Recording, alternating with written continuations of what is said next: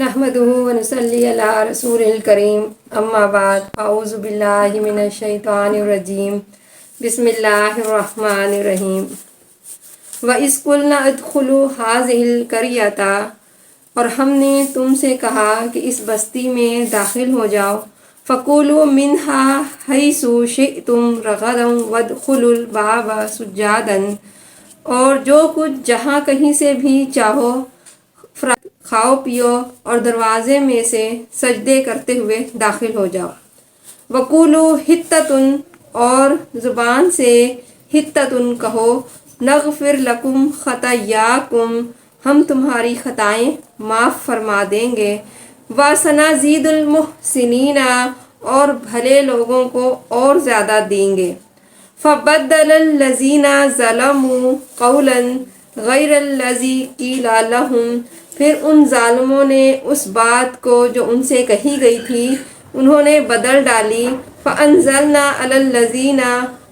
ظَلَمُوا رِجْزًا مِّنَ السَّمَاءِ بِمَا كَانُوا يَفْسُقُونَ اور ہم نے بھی ان ظالموں پر ان کے نافرمانی کی وجہ سے آسمانی عذاب نازل کیا۔ جب موسیٰ علیہ السلام بنی اسرائیل کو لے کر مصر سے آئے اور انہیں ارض مقدس میں جانے کا حکم ہوا جو زمین ان کی موروثی تھی ان سے کہا گیا کہ جو رہنے والے ہیں یہاں سے ان سے جہاد کرو تو ان لوگوں نے کیا کی نامردی دکھائی جس کی سزا میں انہیں میدان طیہ میں ڈال دیا گیا جیسے قریہ سے مراد بیت المقدس ہے اور قرآن پاک میں ہے کہ موسیٰ علیہ السلام نے اپنی قوم سے کہا کہ اے میری قوم اس پاک زمین میں جاؤ جو تمہارے لیے لکھ دی گئی ہے۔ بعض کہتے ہیں اس زمین سے مراد اریحا ہے اور بعض نے کہا کہ اس زمین سے مراد مصر مراد ہے، لیکن جو پہلی بات ان سے کہی گئی ہے کہ اس سے مراد کیا ہے بیت المقدس ہے، یہ واقعہ طیہ سے نکلنے کے بعد کا ہے۔ جمعے کے دن شام کو اللہ تعالیٰ نے ان سے کہا ان کے ہاتھ پر فتح کیا بلکہ سورج کو ان کے لیے ذرا سی دیر کے لیے ٹھہرا دیا گیا تاکہ فتح ہو جائے۔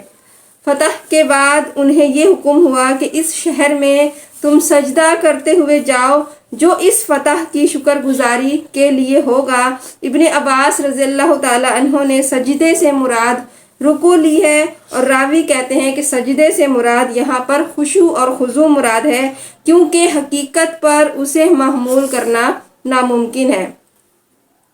ابن عباس رضی اللہ تعالی عنہ کہتے ہیں یہ دروازہ قبلے کی جانب تھا اور اس کا نام باب الحطہ تھا۔ رازی نے کہا کہ یہ دروازے سے مراد جہت قبلہ ہے کہ بجائے وہ سجدے کرنے کے کہ اس قوم نے اپنی رانوں پر کیا کیا وہ کھسکنا شروع ہو گئے اور کروٹ کے بل داخل ہونے لگے، سروں کو جھکانے کے بجائے اور اونچا کر لیا۔ اور حطتن کے بخشش کے معنی ہے اور بعض نے حطتن سے مراد انہوں نے ہنتتن کہنا شروع کر دیا، یعنی انہوں نے اس اللہ تعالیٰ کے اس فرمان کو انہوں نے بدل ڈالا جس کی وجہ سے اللہ نے انہیں گناہوں کا اقرار ان کے لیے گناہوں میں مبتلا کر دیا اللہ پاک نے۔ تو قتادہ رحمۃ اللہ علیہ فرماتے ہیں کہ اس کے معنی ہیں کہ اللہ خدایا ہماری خطاؤں کو ہم سے دور کر دے، اور پھر ان سے وعدہ کیا جاتا ہے کہ اگر تم اسی طرح یہی کہتے ہوئے شہر میں گئے اور اس فتح کے وقت بھی اپنی پستی اور خدا کی نعمت اور اپنے گناہوں کا اقرار تم نے کیا اور مجھ سے بخشش طلب کی تو چونکہ یہ چیزیں مجھے بہت پسندیدہ ہے تو میں تمہاری تمام خطاؤں سے درگزر کر لوں گا۔ اور فتح کے موقع پر فرمان خداوندی ہے کہ میں بھی یہی حکم دیا گیا تھا کہ جب خدا کی مدد آ جائے اور مکہ فتح ہو اور لوگ دین خدا میں آ جائیں تو تم اے نبی صلی اللہ علیہ وآلہ وسلم اپنے رب کی تسبیح اور حمد و ثنا بیان کرو۔